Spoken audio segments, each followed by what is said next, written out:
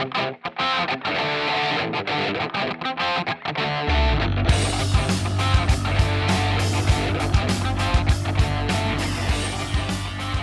welcome to My Comic Crush. I'm Vickie Sebring, and I love comics. So let's dive into a long box and see what we find. With me today, as my co-host, is Scott Sebring. Hey there. And today we're going to be discussing an issue that is near and dear to my heart. It is really where my collection started. The very first comic I ever collected, which is Uncanny X-Men number 167, published date March 1983. The title of the issue is The Goldilocks Syndrome, or Who's Been Sleeping in My Head. Editor-in-chief was Jim Shooter. Cover artist was Paul Smith. Writer, the fabulous Chris Claremont. Penciler, Paul Smith. Inker, Bob Wykeck. Colorist, Andy Yanchus and Glynis Ween.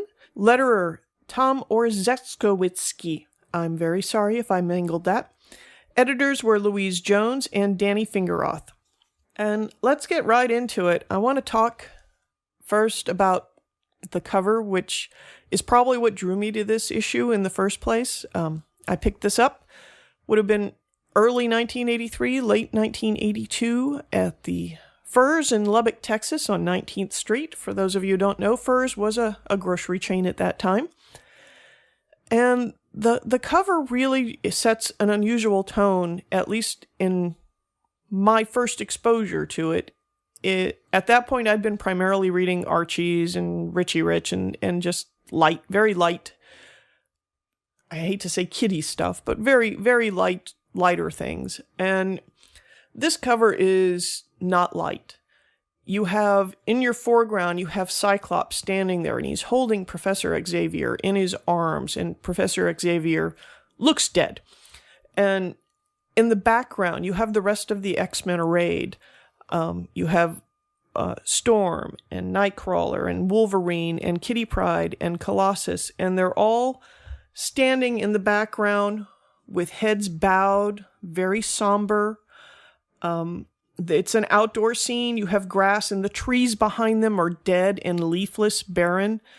It's just a scene that the whole tone is sadness and grief and mourning. Sad X-Men. Sad X-Men. Sad Wolvie. Sad Wolvie. Which is not something that I necessarily expected to come across in a comic book, at least at that point in time. And it obviously caught my eye because I picked it up and read it, and then I was hooked. Boy, was I hooked.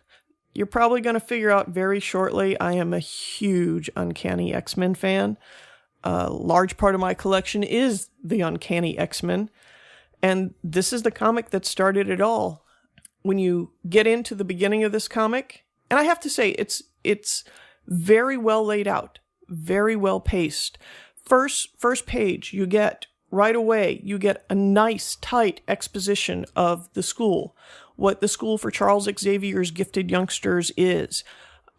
So coming into it with no background, no idea at all about X-Men, mutants, any of it, right away I know, oh, this is what this is. This is the school. This is a place where mutants are trained secretly to try and fit in and better control themselves. And right away you get that whole nice tight exposition on the school, and then right at the bottom, here is your first exposure. Here are the New Mutants, who I also had no clue about at that point in time. You've got Sam Guthrie, Cannonball, Robert DaCosta, Sunspot, Ron Sinclair, Wolfsbane, Danielle Moonstar, Psyche, Sean Koyman, known as Karma. And it's a nice, just normal home scene. They're all sitting around watching TV. You've got your popcorn, you've got your soda. You're like, okay, so they're at the boarding school, and this is just life as normal. Pretty much what you would find in your own living room. And it's a nice setup. And then very next page, whammo, 2-page splash page. The X-Men have come home. You've got Cyclops bursting in from one side, firing beams out of his eyes. You've got Nightcrawler bamfing in and coming down from above. You've got boards flying everywhere. The popcorn and soda are flying everywhere. You've got Colossus and Wolverine busting in through a window, glass flying everywhere. And the New Mutants they're flying everywhere. It's like, wah! It's a great action scene, 2-page splash. It hits you. And just to give you a little bit of backstory, even though I didn't know it at the time, at this point in time, the X-Men have been believed to be dead for quite some time on Earth. Issue number 162, I believe it was, they were kidnapped by Deathbird and the Brood, and she was basically trading them to the Brood, along with Elandra, the ruler of the Shi'ar Empire. And basically she's trading them to the Brood in exchange for their help in taking over the Empire. She's pretty much deposing her sister, which, if you know Deathbird, nobody would be really shocked about. But that's whole nother story, whole nother day. So they have been, for the last 5 episodes or so, in deep space, dealing with their kidnapping and trying to escape and get away. And the people on Earth, pretty much at this point, thought they were dead. There's been no word, and Professor Xavier has been grieving. This is not that far off from the loss of Jean Grey in the Phoenix Saga. Which at the same time, you still had no idea about yet. No, I still had no idea about, but just as the background, though, Professor X had been grieving. The New Mutants did not know who the X-Men were. They had never encountered them in person, never seen them. They had a little knowledge of the X-Men as the previous team who had died, but they've been gone. They've never met, which is sort of the setup for a classic Marvel misunderstanding. Because when the X-Men come barreling into the house, and the reason the X-Men have come barreling into the house is when they managed to finally escape from the Brood, one of the last things they discovered was that a Brood Queen egg had been implanted in Professor Charles Xavier, which meant that when that egg hatched out of him, basically eating him, consuming him, or whatever in the process, that egg was going to hatch with all of Charles' mutant abilities, all of his telepathic abilities, all of his knowledge, everything that Charles was capable of, the Brood would be capable of in a very nasty, evil, sleazoid way. So the X-Men have come back basically to kill Charles. Because if they don't, then the Brood Queen is going to hatch, and a Brood Queen with Charles Xavier's telepathic abilities is bad, bad juju for the Earth.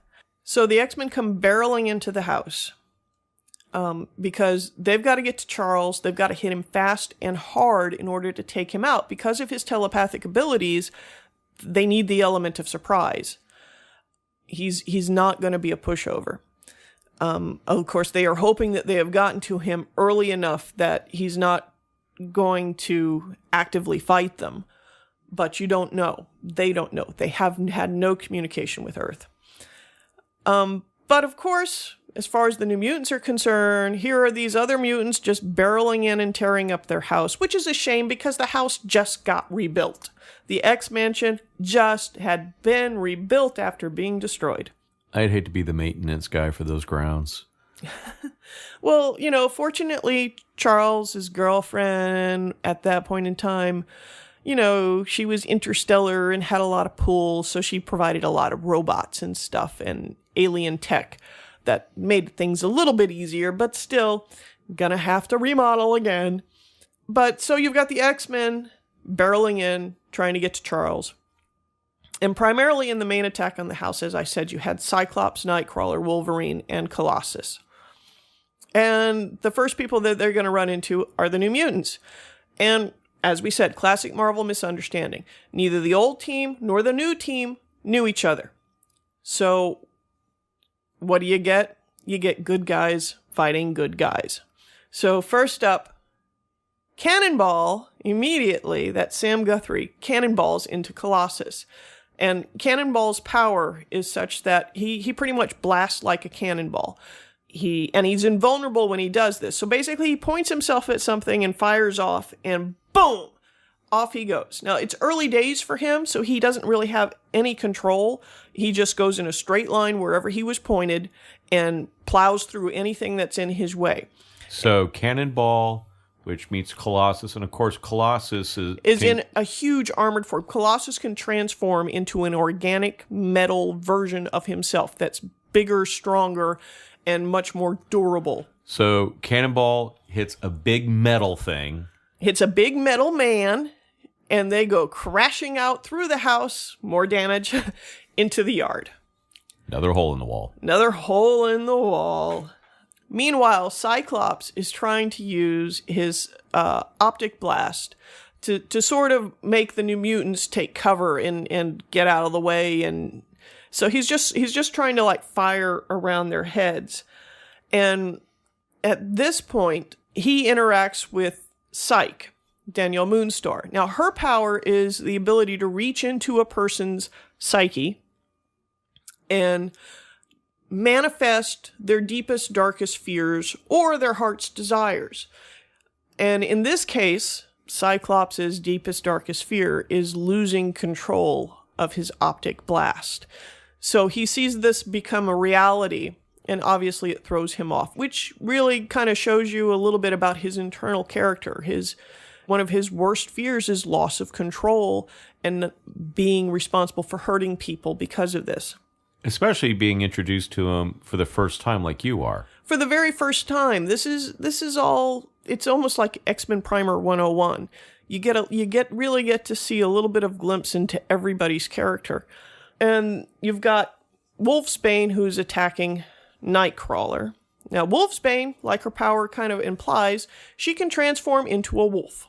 Nightcrawler is the acrobat extraordinaire fuzzy elf, who also possesses the power of teleportation. Now, unfortunately for him, he is blue with pointed ears, fangs, and a tail, and only 3 fingers and toes. And his tail has a pointy end, much like a devil's tail. His tail has a pointy end, much like a devil. Now, I always thought he was really, really cute. But then I like fuzzies. It's caused him no end of trouble and discrimination throughout his life. And persecution throughout his life, especially since when he does teleport, he teleports with the stench of sulfur and brimstone. Think rotten eggs, which also lends more towards that devil association, unfortunately for him. And so he's dealing with the wolf. Suddenly you've got a gigantic fuzzy wolf attacking you. Sunspot decides to take on Wolverine. Sunspot's power is he's kind of like a solar battery. He absorbs solar energy, and then he is able to transmute that energy into strength. Now, when he runs out of the stored solar energy, he runs out of strength. But while he's got it, he's really, really strong. Unfortunately, Wolvie's no pushover. Wolvie has, 1, an advanced healing ability. 2, he has adamantium bones. That means his bones are absolutely unbreakable. I mean, adamantium is really the Marvel copyright of the most indestructible metal out there. Yeah, adamantium is the serious stuff. And even without adamantium, he's already got one of the hardest heads in the Marvel universe. Just saying. In addition to this, he has claws, which he's not using against the New Mutants because he's not trying to kill them. He's just trying to disable them. So even if you're really, really strong, you're not invulnerable. And Sunspot is not invulnerable. So you are hit basically with an unbreakable fist, you're going down. At least you're getting wobbly-headed. Well, the other thing that Wolverine really had going for him as well that I always kind of dug was that he had this kind of animal instinct, almost predator. I mean, you know, he could smell the difference between people like a wolf or a bloodhound. His instincts are par none. He along with his healing ability, he has heightened senses. His sense of smell, his his perception. He is, to some degrees, a very instinctual being, but he also does have military training. He is no slouch and no pushover. And Sunspot just doesn't stand a chance because, as I said, this is really your first encounter with the New Mutants here. And they're still really, really green. They are so green, so very, very green. They've had virtually no training at this point, very little. But nothing compared to the X-Men, and especially nothing compared to the X-Men who had military and history previous to the X-Men. So Sunspot's quickly taken out of the equation. So Karma, whose power is the ability to possess other people, she can focus on you and take possession of your body, force you to do her will, whether you like it or no. And she has the potential actually to be a stronger mental power even than Charles Xavier.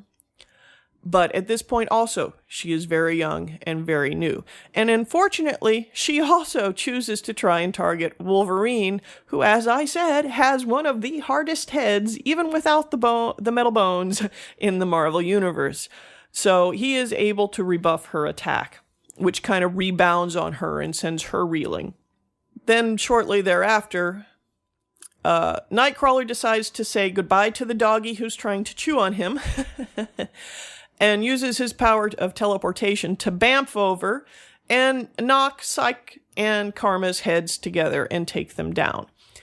Now, while all of this hoopla is going on downstairs in the X-Mansion, Kitty Pryde is using her mutant ability, which is the ability to phase or pass her body. She can take the molecules of her body and by concentrating, shift them through the gaps in the molecules of any other object so that she can literally walk through walls, walk on air, and pass through solid substances by concentrating.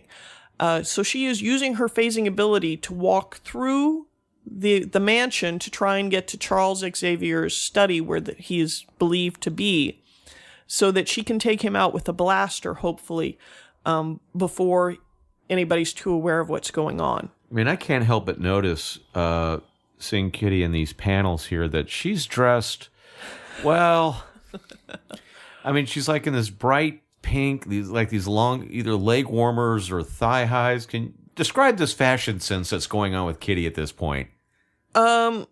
Kitty, in her early career, shall we say, had an absolutely terrible sense of fashion. This is actually the only, as far as I believe, and I'm pretty sure I'm correct, this is the only time you will ever see this particular outfit of hers. She is wearing thigh-high boots, and it's all like pink and mauves, except for this hideous blue 80s headband she's wearing, which, think Supergirl in the 80s. It's just bad. Now, granted, this is not the worst outfit Kitty Pryde has ever worn. If you want to know what the worst outfit Kitty Pryde has ever worn is, check out X-Men number 149, 150, where she's wearing this horrible rainbow disco roller skatey catastrophe that has to be seen to believed. So it could have been a lot worse, but Lord, this ain't good. I mean, it seems like around this particular time, she was trying to find herself. At this particular time, she's starting to come into her own, but she is still very much trying to find her superhero identity. This is well before she becomes Shadowcat. And she's only 14 at this point. So while she has matured greatly since she first joined the X-Men, she still has some growing to do. And some finding herself to do. A lot of that will happen in the Kitty Pryde Wolverine limited series, which we'll get to eventually, but that's just something for the future to think about. So she's been phasing through the mansion to get to Charles Xavier, and she gets to him. But unfortunately, instead of following her orders, which was to fire on sight, She stops and thinks to herself, why is he sleeping? Surely the ruckus downstairs should have woken him up, and if not, surely my mind, which must, even though I'm trying to block it like he taught me, is got to be broadcasting loudly because I'm so nervous, should have woken him up. And at this point, he basically looks up at her and says, you should have heeded Wolverine's instruction, child, and fired. And then you get an, oh no, and she fires, but you pretty much know at that point it's not going to do any good. And the next time you really see her is when she's being thrown from the upper stair floors over the railing of the staircase into the living room.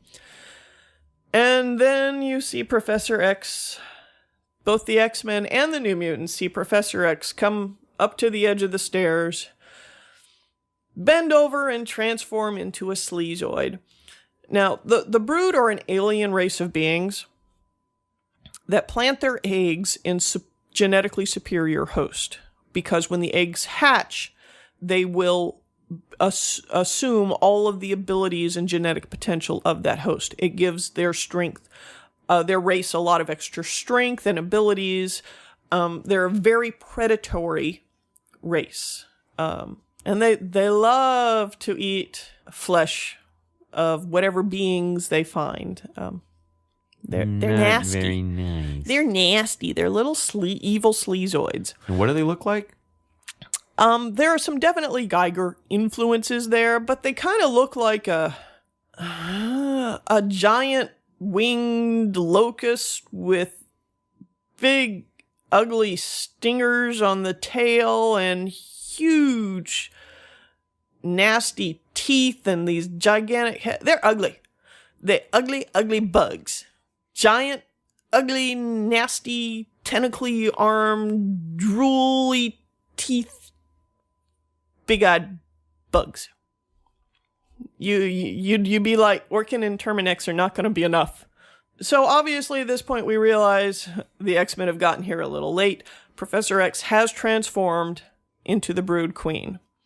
Now it's at this point that the New Mutants realize that they should probably not be fighting the X-Men, but perhaps focusing on this alien creature. Now, they have seen one of these type of beings before. And as a matter of fact, in the issue, there is a lovely little asterisk, and it's in a little box, and it says, as seen in New Mutants number 3. Now, I'm going to tell you that sometimes the people at Marvel are evil little bastards. And the reason why they are evil little bastards is because that little box with that little asterisk that says, as seen in New Mutants number 3, New Mutants number 3 won't hit the stand for another 3 months.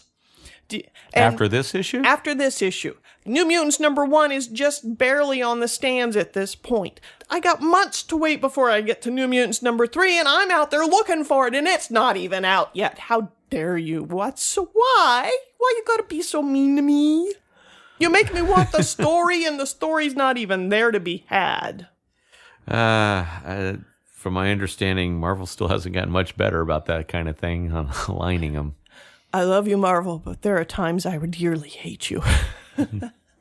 But otherwise, we love those little asterisks. Oh, I do love those little asterisks because I'm all about the story, and I love to chase the story, and I love to find the story. And even when it's asterisks of things that happened 20, 30 issues ago or in another series, it takes me to finding a new story. I do love them, but sometimes I hate them. But eventually, once I get my hands on it, I'll love them again. Just saying. It's a love-hate relationship sometimes with Marvel. Sometimes with DC, too. I'm hard to please. What can I say? Anyways, the New Mutants are like, okay, we've got to take this thing out. And the X-Men are like, no, let us handle it. And the New Mutants are like, who the hell are you guys? This is our house. And they're like, we're the X-Men. And they're like, but you're dead. Surprise, we're not. So the first person to act is Cyclops, who hits the Brood with his optic blast. And blast him out through the poor damaged house, which just keeps getting more and more damaged, into the yard. Going past Colossus and Cannonball, who are like, oh, what's that? And the fight pretty much moves outside at this point. And now that we're out into the yard, this is where we are first introduced to Binary and Storm. Binary comes in and attacks the Brood. Storm also lends her abilities with a mini blizzard cyclone to attack the Brood. And pretty much everybody brings the Brood to heel. And once the Brood has been sufficiently weakened enough to the point where they can move in for the kill, and of course, Wolverine is the one who steps up and says, I'm the killer on this team. I'm going to do the dirty deed. And Cyclops is like, no, I was the first X-Men. I've been here since the beginning. This is my right, my responsibility. I'm going to do it. And at this point, we find out that Charles Xavier, because of the battle between the Brood Queen and the X-Men, that Charles Xavier has been able to reassert mental dominance over the form. And so he's basically Charles Xavier again. He's no longer this evil sleazoid. He just looks like an evil sleazoid. He looks like an evil sleazoid. And, oh, he's ugly. But he's Charles. He's the man they all love. And they all love him. You can tell that they all love him. And he literally begs them to kill him, to prevent him from becoming this horror. And at this point, Scott's like, no. Up to this point, this was what he knew he had to do. But the minute it's Charles there, talking to him, and he knows it's Charles, then he's like, no, I'm not doing this again. We played this scene with Jean, where she sacrificed herself. For those of you who don't know, this is a reference back to the Phoenix Saga, a very pivotal point in the X-Men history, but we'll get there. And he decides we're going to find another way. So the X-Men return to Earth with the Starjammers, who are a spacefaring buccaneer crew, shall we say, who are headed by Scott's biological father. Cyclops' father. Yes, Cyclops' biological father. Which he only recently kind of discovered. He had only been reunited with him in the fairly recent past. He was primarily raised as an orphan from an orphanage with his brother. He thought that his father was dead, but that is also a story for another day. So they go to the Starjammer spaceship with Charles, and they basically clone him a new body and transplant his brain into it. Well, if they clone Charles Xavier, who up to this, during this time and for as long as anybody knew him in the X-Men, he was in a wheelchair. He was in a wheelchair because his legs had been crushed. So if they clone him a new body, does he get new legs? His legs are functional. However, that doesn't necessarily mean he can get up and do the tango, because he still has to deal with his mental conditioning that he has used for many years to block the pain of his legs. So it's going to be a road of physical recovery for him, but the potential is there to be whole and hale again. Well, thank goodness for that alien technology. So meanwhile, while Charles's new body is being cloned and stuff, we're getting this little insert where we're introduced to Elandra, Charles's his great love of his life, who is the deposed Majestrix of the Shi'ar Empire. So we're getting exposed to the Shi'ar Empire. The Shi'ar Empire, which is a whole alien empire out in the depths of space. They're pretty big league. So his soulmate's like a high-ranking space chick. Deposed space chick with an evil sister, and she had an evil brother, but he's dead now. That's okay. But we're getting introduced to her and a little bit of her backstory, and we get a little bit of a telling off where we get a little bit of the Fantastic Four, even just a little teaser of the Fantastic Four, because she's going to tell off Reed Richards. Which for me, as having read the Fantastic Four years previous, was kind of like, ooh, little ears up. The Fantastic Four. That was one of your few superhero-oriented comics that you did follow a little. The few superhero comics that I had followed years previously a little bit. But didn't collect it this point. I didn't collect it, meaning I didn't keep any of those issues. Those issues are long in the bin, unfortunately. I still have this issue. It's right here on the table in front of me. The very one that I bought way back when. But so you get a little touch of the FF. And as I very quickly discovered, the character that I was introduced here, who was called Binary, when I went and searched for more previous X-Men issues, and I find the X-Men issue number 166, which was this fabulous double issue, she's Carol Danvers. She's Ms. Marvel, which for me is huge. It's like, okay, you had me at hello. This is where we install our own asterisks here to let you know, check out episode number 1 of this very podcast where Vickie talks about how Ms. Marvel was the very first female superhero that really took her by storm. Yeah, Ms. Marvel's my gal. Nothing but a lot of Carol love here. You know what I really find really fascinating about this is that I find it very serendipitous that the guy who wrote this issue, Chris Claremont, is the very same guy who wrote that Ms. Marvel 21 that you talked about in the previous episode that hooked you the very first time. And you were looking. You were looking for more Ms. Marvel. It's true. When I look back, it is a little freaky that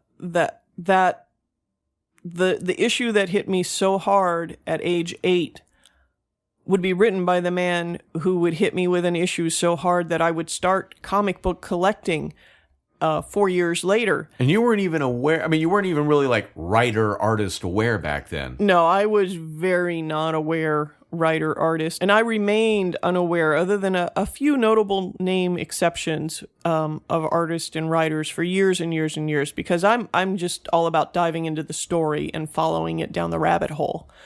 But you know about Chris Claremont now. Oh, it's like he was psychically stalking me somehow.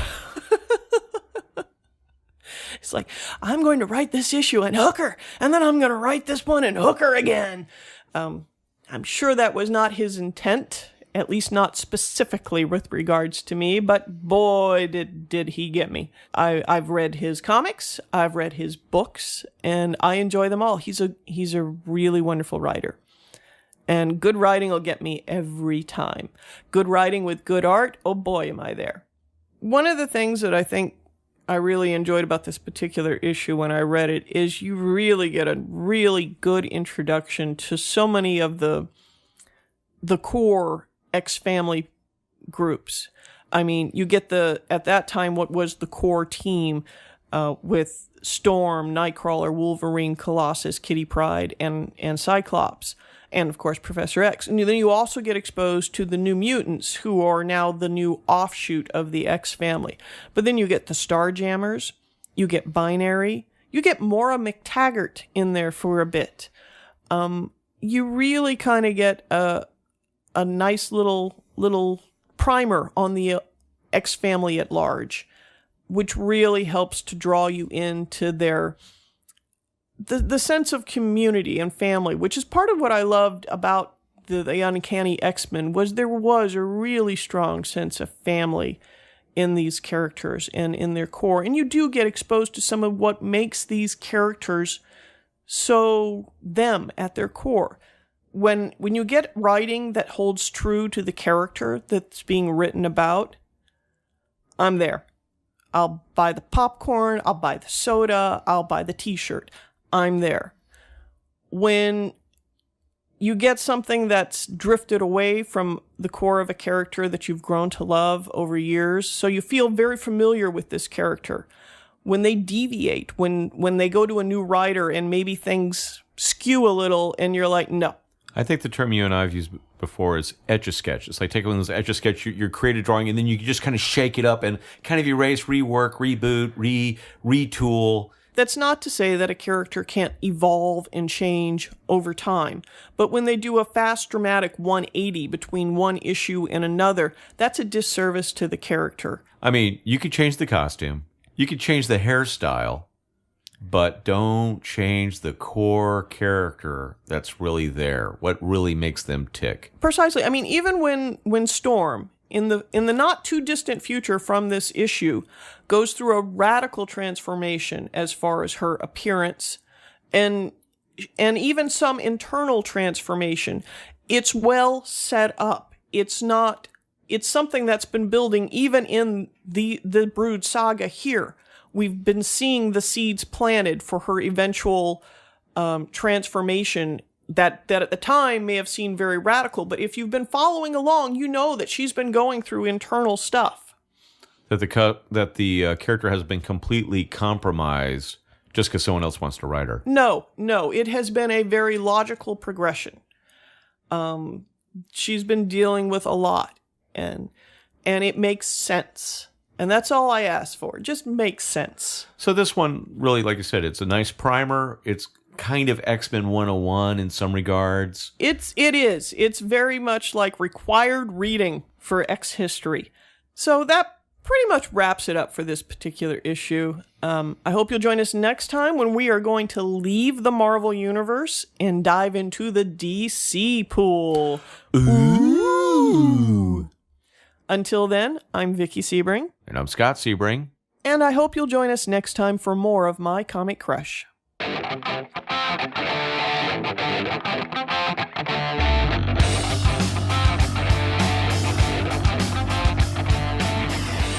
My Comic Crush is a production of Sebring Arts, executive producers Vickie Sebring and Scott Sebring, sound production and theme music by Scott Sebring, special guest provided by Blackmail and Shameless Baking. For more episodes in this series, you can visit our website at mycomiccrush.com or find us on iTunes, Podcast Republic, or wherever fine podcasts can be found. That's all for now, so go out and read something.